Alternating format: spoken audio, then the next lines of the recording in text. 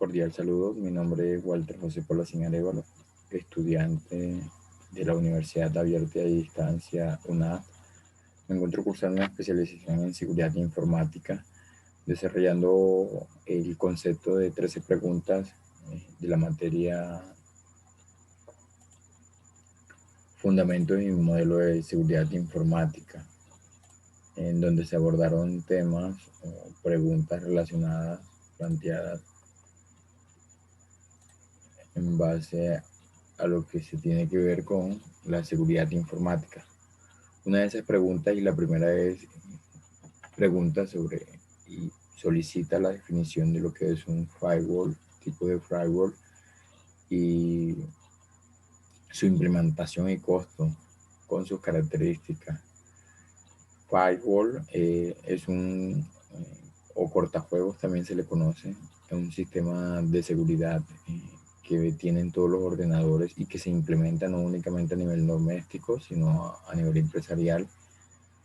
Es una protección del hardware, protección contra ataques cibernéticos o de hackers, lo cual impide y bloquea a usuarios no deseados o que no estén autorizados a una red privada principal, para evitar de que virus maliciosos lleguen o tengan acceso a la información o base de datos suministrada o guardada en cierto ordenador. Existen dos tipos de firewall, que es el de software, que este tipo de firewall habla sobre lo que es intangible del computador. Recordemos que los softwares hace referencia a los tipos de sistemas operativos o aplicaciones o cualquier tipo de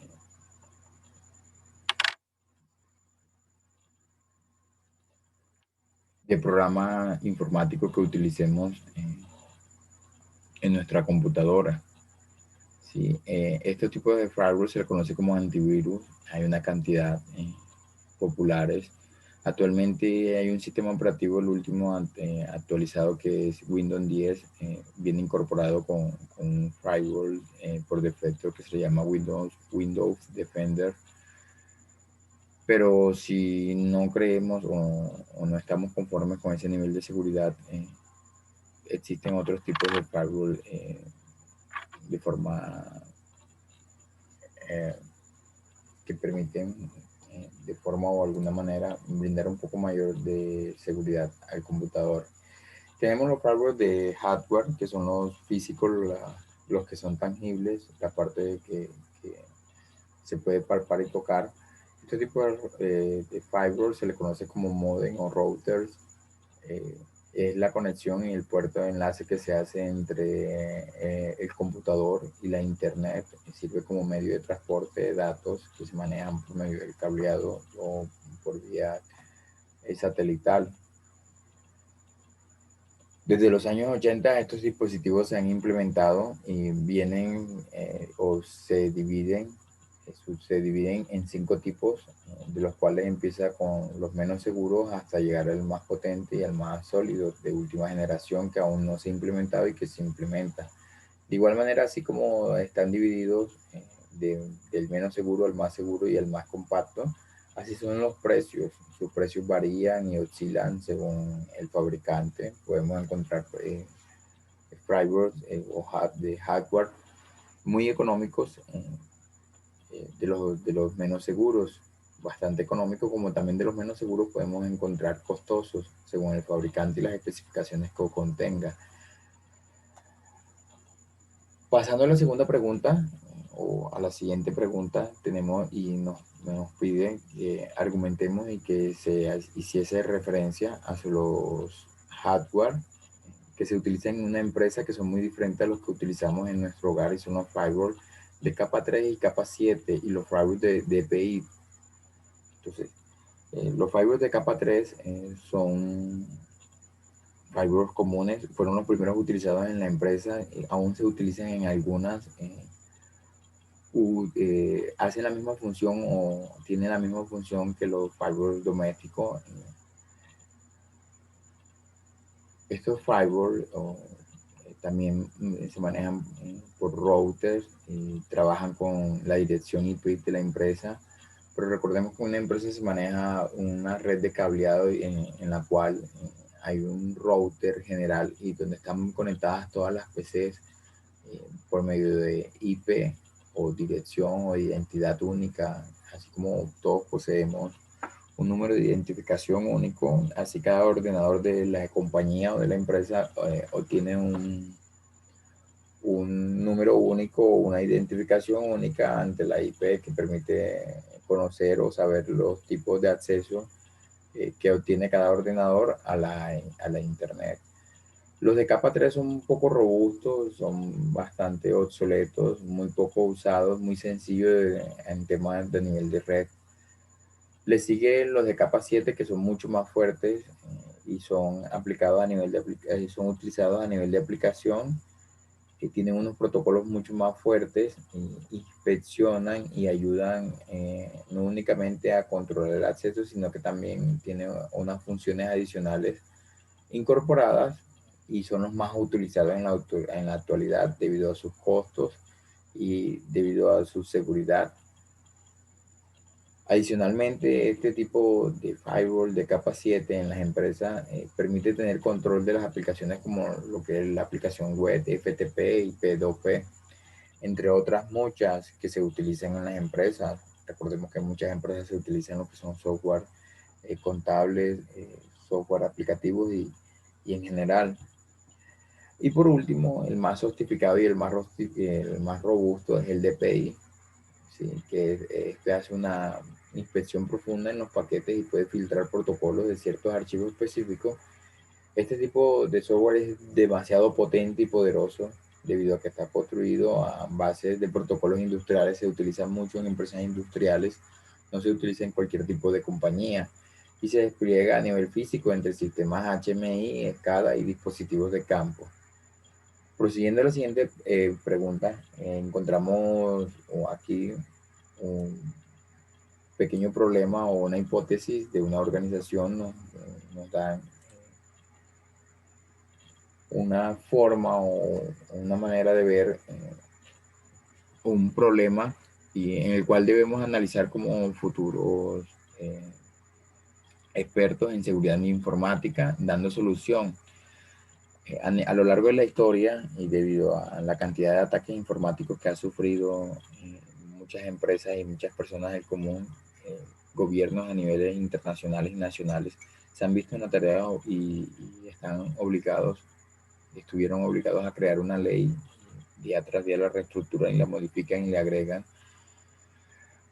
Pero se inició con la más antigua y la que está vigente en la actualidad, que es la ley 1273 del 2009, que trata sobre delitos informáticos. Se agregó a la constitución actual en nuestro país, en Colombia. Entonces nos dan un caso hipotético de unos hackers que hacen un ataque a una organización militar por medio del uso de DOS y de botnets. ¿Sí? Se les conoce como Black Hacker, los que hicieron el ataque y fueron capturados en territorio nacional colombiano. ¿Sí? Entonces, como experto en seguridad informático y estudiando un poco la ley, debemos hacer un cuestionamiento o ayudar a redactar las penas de cada uno de los delitos ejecutados y teniendo en cuenta los artículos violados de esta ley por, por los ataques realizados. Para poder hacer este estudio debimos estudiar lo que era DDoS y el Botnet. DDoS es un sistema, sí, que permite o que permitió, perdón, que neutraliza y deja desorientada lo que es la conexión o la señal vía LAN de cualquier dispositivo, ¿sí? Y el Botnet es el que ingresa y permite controlar acceso a todos los ordenadores duplicando la información a través de ellos. Entonces, la ley 1273 del 2003 fue creada para proteger la información y los datos utilizados en informático. Esta ley está comprendida por dos capítulos. El primer capítulo viene comprendido entre 10, sí, 10 artículos, de los cuales la mayoría en su totalidad comprenden la misma cantidad de penas que oscilan entre los 36 y 72 meses, que vienen siendo de 48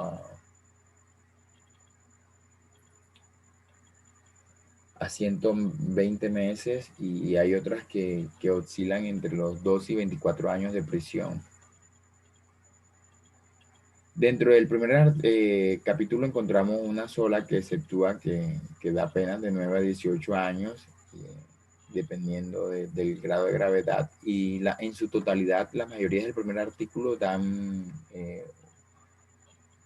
una multa económica de 100 a 1000 salarios mínimos legales vigentes.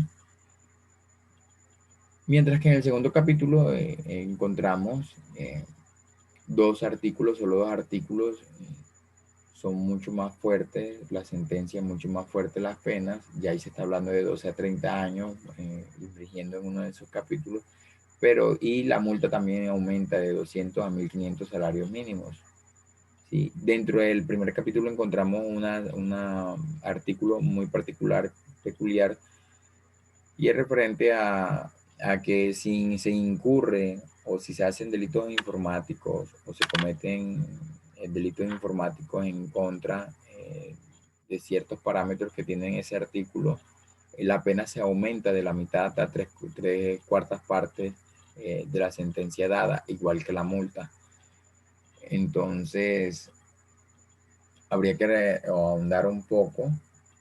De esas leyes nos extenderíamos mucho, pero haciendo uso de la facultad de esa ley como experto en seguridad informática y estudiando el caso de los Black Hackers que realizaron el ataque de DOS, el cual inhabilitó la red o servicios disponibles de la organización militar. Adicionalmente hicieron uso del botnet, que les permitió controlar de manera remota todos los ordenadores conectados a la red. Se evidencia que infringieron no en un solo artículo, sino en varios de la ley 1273, dentro de los cuales tenemos el 269, que es acceso abusivo a un sistema informático, que les permite una sentencia entre 48 y 96 meses y una multa de 6 a 1000 salarios mínimos.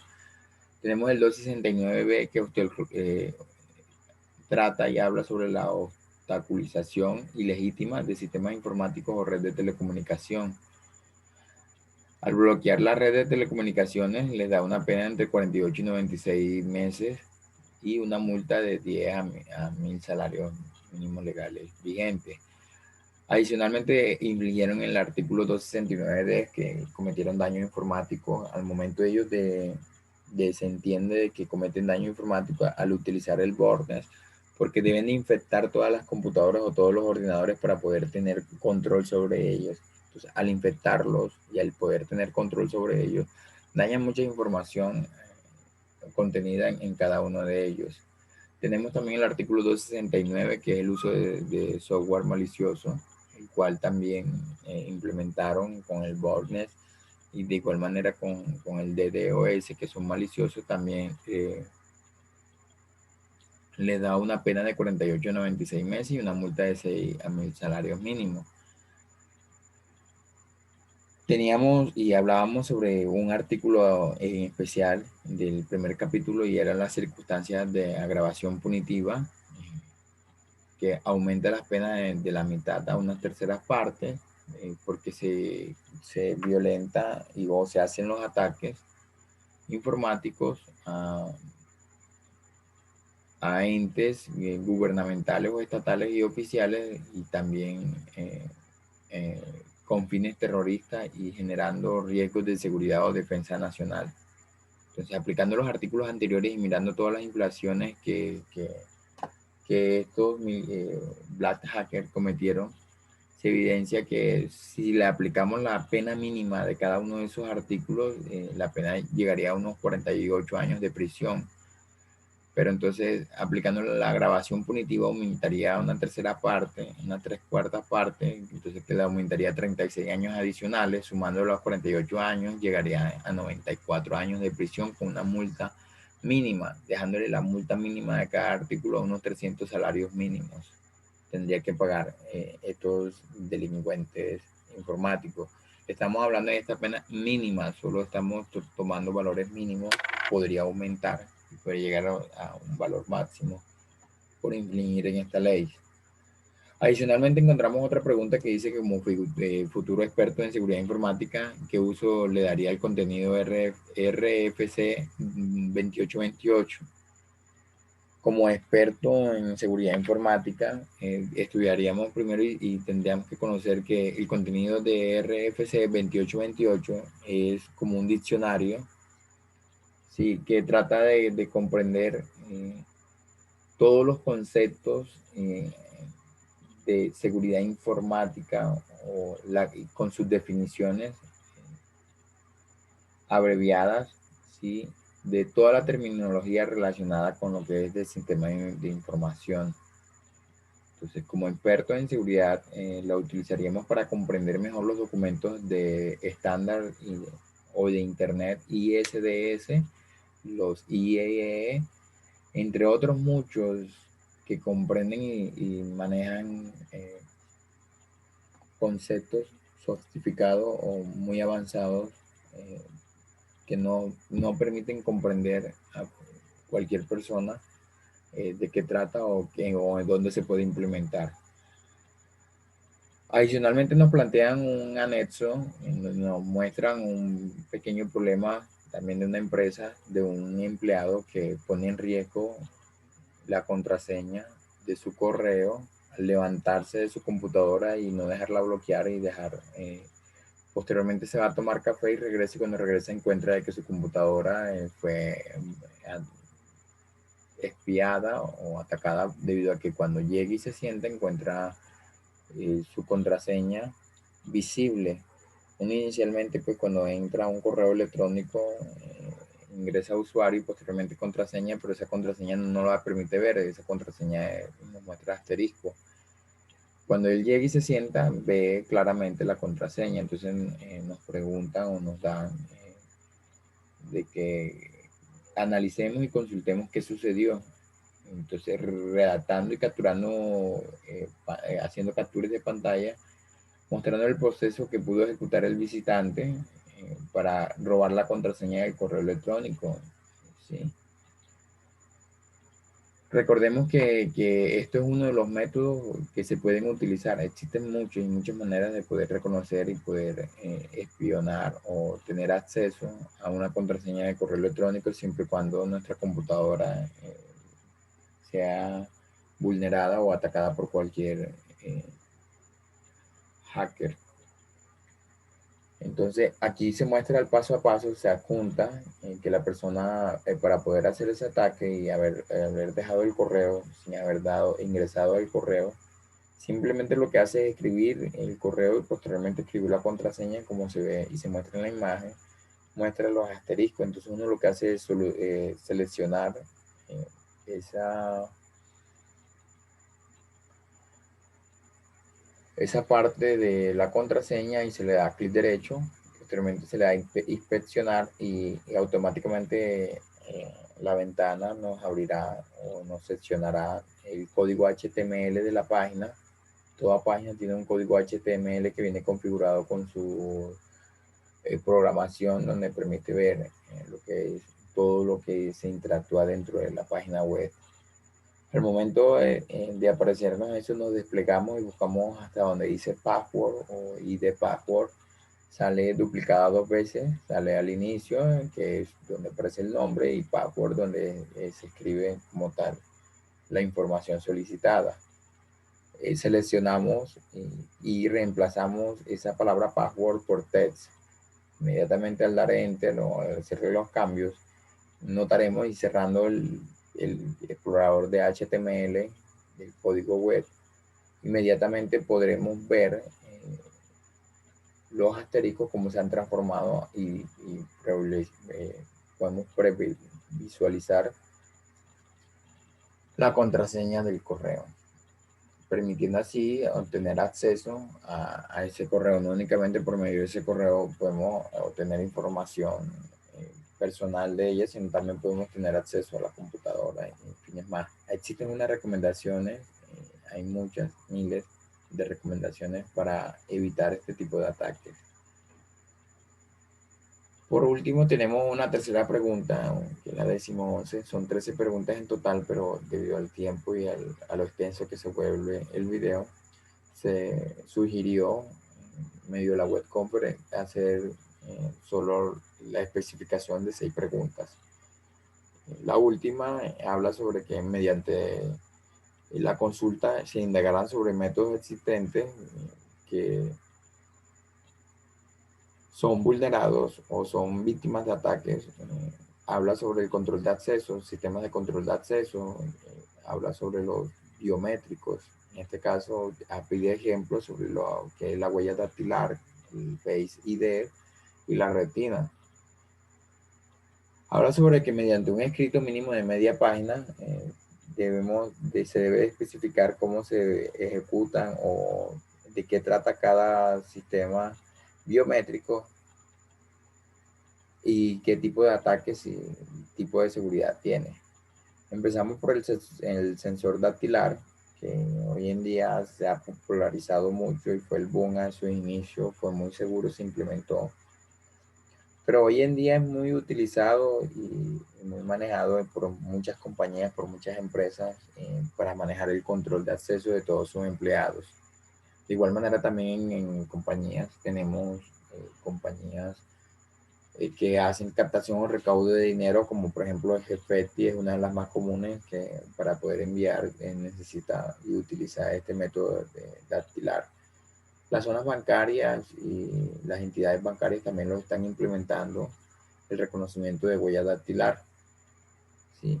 Pero lo más popular y lo más utilizado de este método de sensor dactilar son la telefonía móvil, las compañías de teléfonos móviles. Más que todos los sistemas operativos la están utilizando, los sistemas operativos Android la están incorporando o están incorporadas casi que en un 90% de todos sus teléfonos móviles. Pero debido a que expertos de la Universidad Tandon de New York, en Estados Unidos, desarrollaron sistema capaz de desarrollar huellas dactilares maestras con el que podían y demostraron de manera objetiva de que este sistema no era 100% seguro y que puede ser vulnerado y que se puede suplantar y poder tener acceso a cualquier sistema. Entonces ha decaído un poco el nivel de seguridad de él. Sin embargo, aún así sigue siendo utilizado, muy popular y bastante comercial a nivel general en todas las compañías y empresas telefónicas y no telefónicas. Sigue siendo implementado como el sistema de seguridad.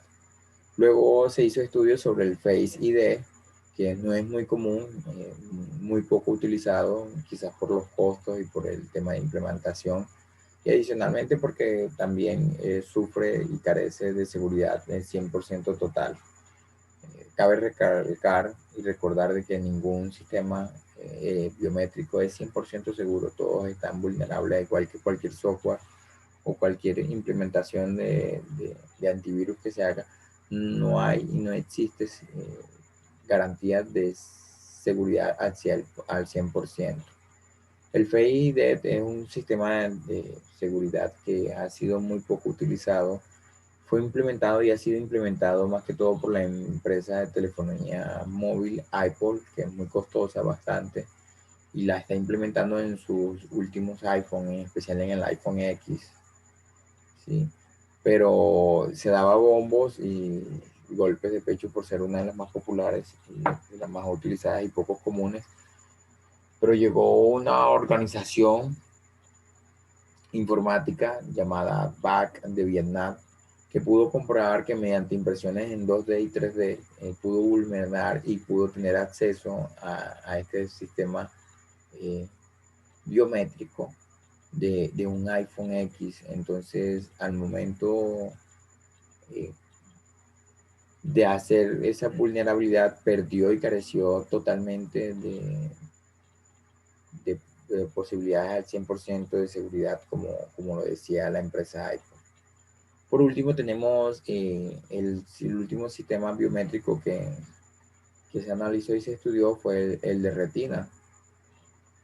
actualmente goza y carece de un estatus bastante alto en la sociedad porque es uno de los sistemas más seguros y poco vulnerables dentro de los sistemas implementados de seguridad, pero carece o tiene ciertas falencias porque no es, cada persona tiene, al igual como tenemos huellas dactilares, una única identidad, igual que en el Face, unos rasgos físicos únicos, cada persona. En la retina también maneja, se le conoce como huellas dactilares de la retina. Son únicas y son irreemplazables, pero tienen una falencia de que este sistema biométrico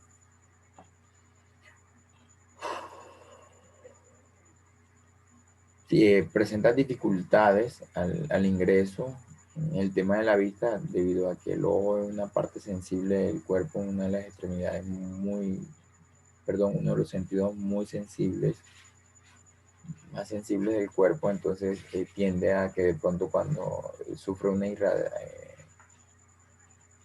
irritación o pérdida visual o cualquier afectación en la retina, inmediatamente imposibilita el ingreso eh, a cualquier sistema.